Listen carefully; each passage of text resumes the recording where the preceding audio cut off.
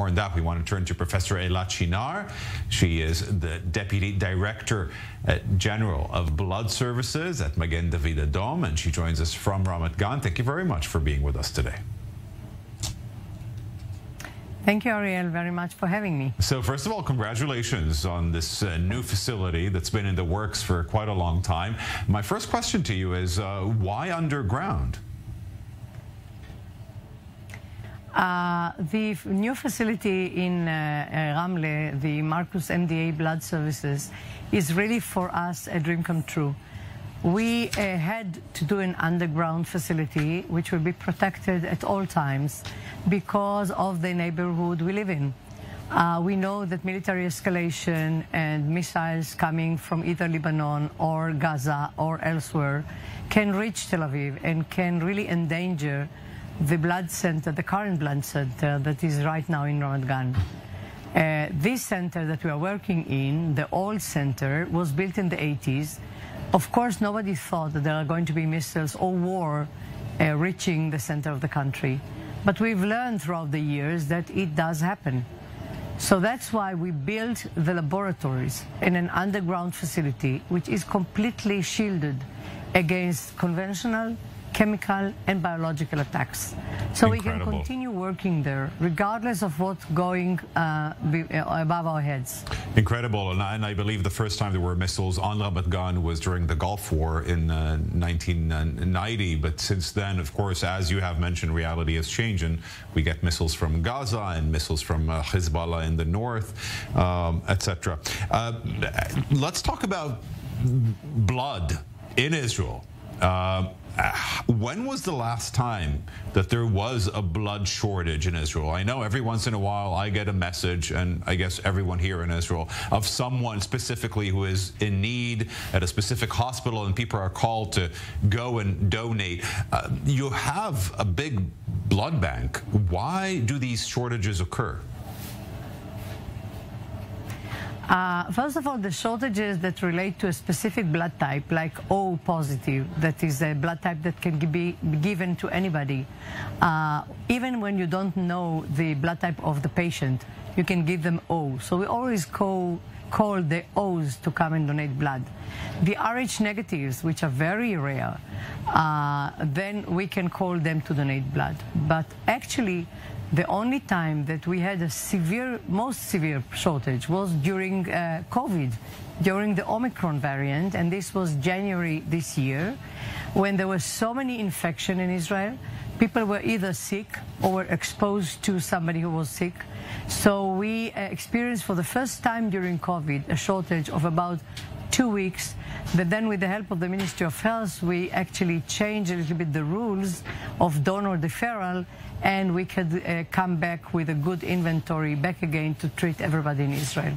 And it was not military, it was not war. Then when we call the public, everybody comes. Yeah, Israelis are good donors, right?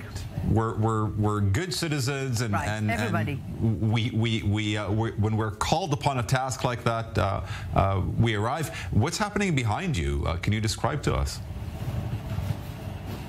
Yeah, we have here a few donors that give a special donation. They give plasma, which is one of the blood components, and we can collect it every month instead of every 3 months. So they come especially to sit connected to a machine. The machine separates their blood, give them back the red cells. We want their plasma, so we collect the specific component. In the other part of the room that you don't see, we have blood donors, people who come, and we collect a unit of blood, which is about ½ liter, and then we make the component in the lab. So it's an online making component versus doing it in the lab. We're in this age of so many technological innovations. Hearts are being printed by 3D printers in labs, and other organs, etc., for transplants. What about blood?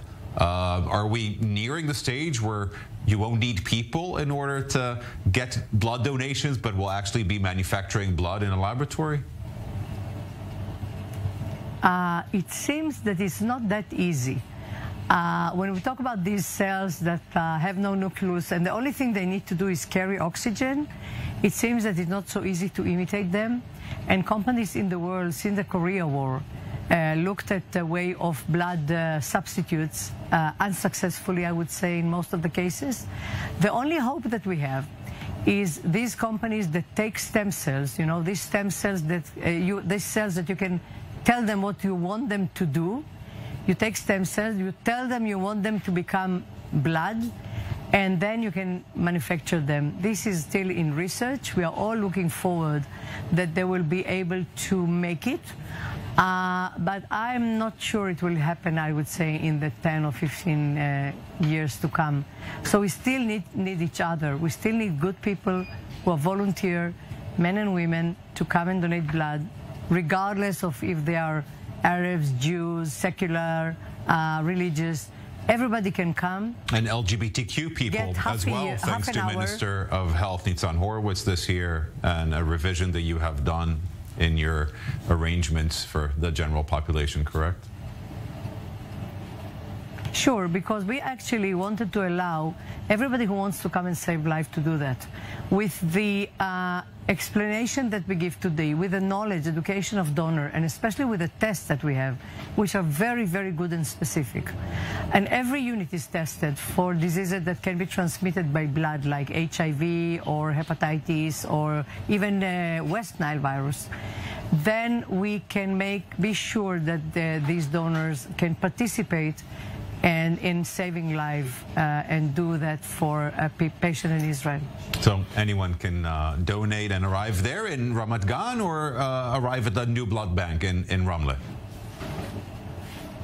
No, Ramle is not yet open to the public, but what I would say that everybody who wants to donate blood should go to a MDA site, to the blood donation file, and then they'll have all the blood donation that take place in Israel every day. We collect about 20 or 30, we have about 20 or 30 blood drives where we collect 1,000 units every day. Wow. From volunteer blood donors, and participate. Wherever you live, just go in, look at where you can join us, and please come and donate blood. It will be highly appreciated by the patients whose life you are helping to save.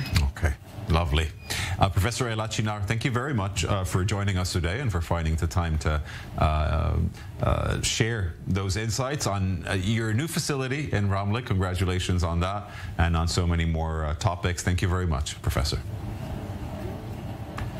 Thank you for giving us the opportunity to share it with you.